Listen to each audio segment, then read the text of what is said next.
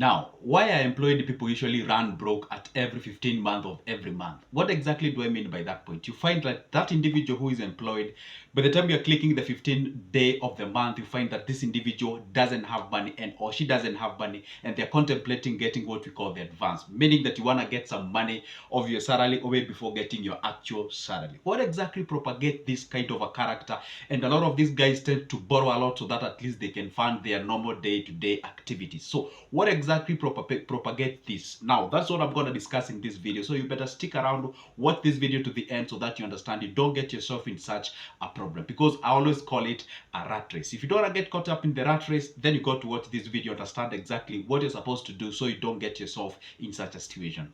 And guess what? I usually post a video each and every day. So if you don't want to miss any good of my video, where I talk about good tips about businesses, about money management skills and such, the only thing that you need to do is quite simple and it's fast. Just down below there on your right, there is a button rated subscribe. Hit that button and also give this video a thumbs up or simply like this video. And by simply doing exactly that, you qualify for the YouTube to notify you whenever I upload a new good video, so you never miss any good of my videos. All right, so let's get into today's business. Now, the point is this: why do these employed people usually run broke at the every 15th day of the month? Say they are paid at around date 2 or 3. By the time you are hitting the 15th day, they do not have money and they are contemplating on where they can be able to borrow so that at least they can be able to fund their activities. One thing that I've seen common with these employed people is, number one, they tend to feel secure, therefore they tend to take loans. And once they take these loans, it's not usually directed towards assets or something we call investments. These loans, some of them are directed towards what you call the consumables, meaning things that do not generate any income. For example, you get yourself a car just for the sake of transport and what have you, and maybe you don't have what we call a substantive reason why you're getting yourself a car.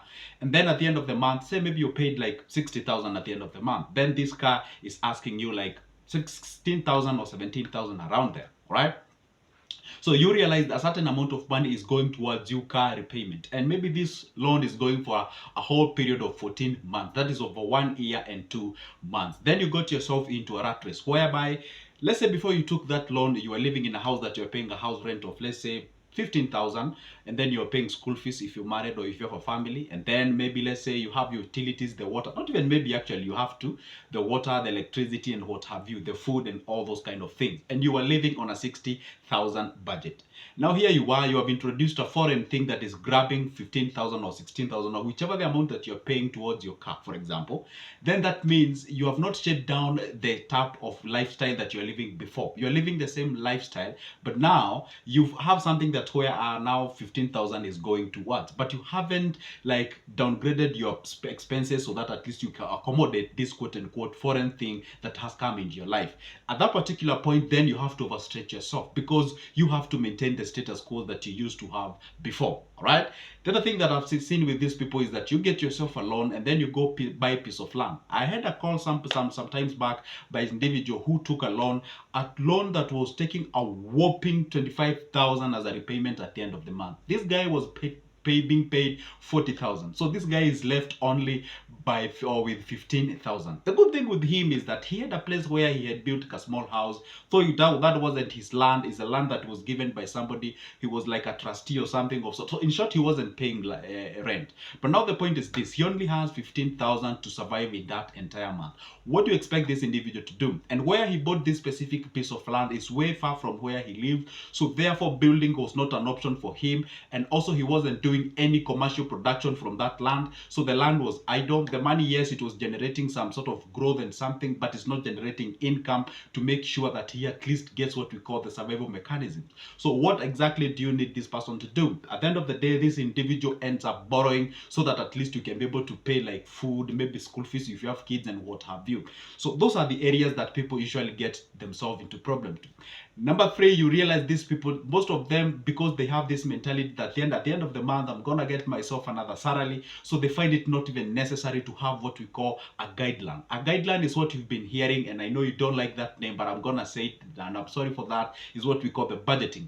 And I said budgeting is the sacred language that money understands, because I always tell you that money is more spiritual than it is physical. So they must have a certain language that money understands, so that at least, you see, basically when I say budgeting, is telling your money where to go rather than wondering where it went. So it's very simple. So if you do not have a budget if you do not operate under certain instruction. Take a very simple example from where you work. Say there are rules and regulations that that guides you people there. Say if you are not those rules, it means that anybody and everybody will do anything and everything at any time.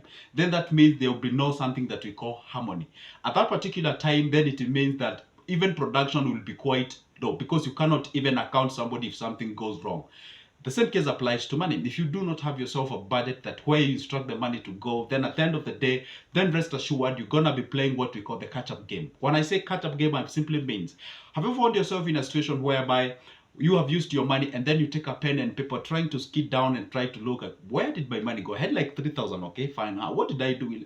All what you're doing right now is a catch-up game. The money is ahead of you, and what you're doing is a catch-up game. And that is the worst thing that you can ever do, because at the end of the day, if you can account all where your money has gone, then most likely you're about to do the same thing, because the money, when it comes in, doesn't have any instruction that they are given. Because budgeting is telling your money, hey, you know what, you 10,000, once you come, you're supposed to go there. You 5,000, you're supposed to go there. You 2,000, you 20,000, such kind of a thing. So you do not have a budget, all right? The other thing that actually affects people in this specific niche in terms of being employed, you find these people, they are people who tend to do things to please others or to prove to others maybe they have money or they are rich or something of sort. Therefore, there is something called status. They usually find status. Where they live, they love to choose to live in a place whereby when they are seen coming out of that place, you are convinced that this individual is employed and they have money and such kind of a thing. So when you find status, because status has its own value, say like you fix yourself to a certain point, just paying a house rent that is way high, not because that you can't live to a certain place that security is quite okay, but you just want to live in a place whereby, because people know you as a doctor, people know you as a teacher. So a teacher, of course, is expected to live somewhere that is quite high or something or sort of blah blah. I mean, it's like you're operating your life under people's watch. It's like you're doing almost everything to make sure that you prove to people that you have something at the end of the day. The other problem that I usually see is that once you get your money, all what comes in your mind is about spending. It's about buying something. It's about you going out there, getting yourself the nice clothes, getting yourself the nice shoes and what have you. And I'm not against about that. I'm not saying that it's not okay. I'm not saying it's not okay to buy all those things. We need them, all right? After all, people say that life is short. We need to live, and we need to understand that. That's very true. But it's also true that if you do yourself in that kind of a manner, then rest assured that one day it will come and you're going to get yourself into problems. What exactly I mean by that point is this. You have to know exactly this amount of money is what I have. It's like the parent money. If I misplace this amount of money, then I'm going to get myself into problems. Okay, so one thing you're supposed to understand is this. It's okay to buy yourself all those things. I remember, I'm gonna give you a very short description of exactly what I used to do when I was employed, or when I was employed back then. So once we get our salary, let's say by chance the salary gets in by Friday, then you realize on Monday almost everyone has a new shoe, has a new suit, has a new all those kind of things. But for me, I was just out there. I had no shoe. I just had just nothing. The way you saw me last week, the same you see me this week. So that week of payment, everybody is hyped. Everybody is like even ditching this. I used to be a teacher actually, so everybody is almost ditching the meal that were being provided in the school and the lunch and what have you.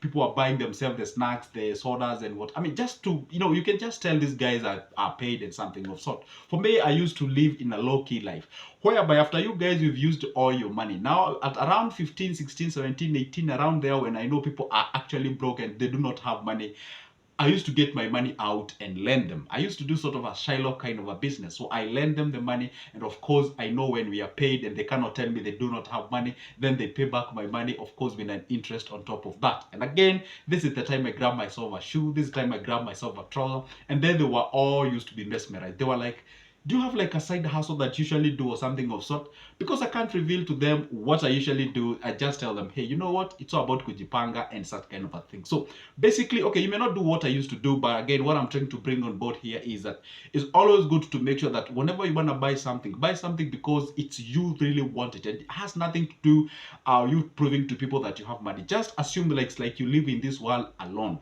Would you still buy that specific item? And that's the challenge I always ask myself. Assuming that I live on this world alone and nobody sees me and nobody cares about me, will I still buy that specific item? If the answer is yes, then it means you really need item. But if the answer trying to be like, I think at that particular point, it means that that thing is not so necessary, buying at that particular point. So that is how you're supposed to understand how the money operates, and you're supposed to be very careful and cautious so you don't get yourself into problems and challenges, and then you'll be like there maybe at around 15, 16, you're like, oh guys, lend me because I'm like the or the other. And by the way, let me tell you one secret. There is a certain rules and regulation that you're supposed to live with as far as your bosses are concerned. Whenever you show up each and every month and you tell them you'd like to get an advance, that really affects your reputation, because it shows the boss that you cannot be able to manage yourself with the salary that they gave you. And that particular point, you're prone to manipulation, you're prone to, because one thing, whenever an individual, remember one thing, we're living in a very selfish world.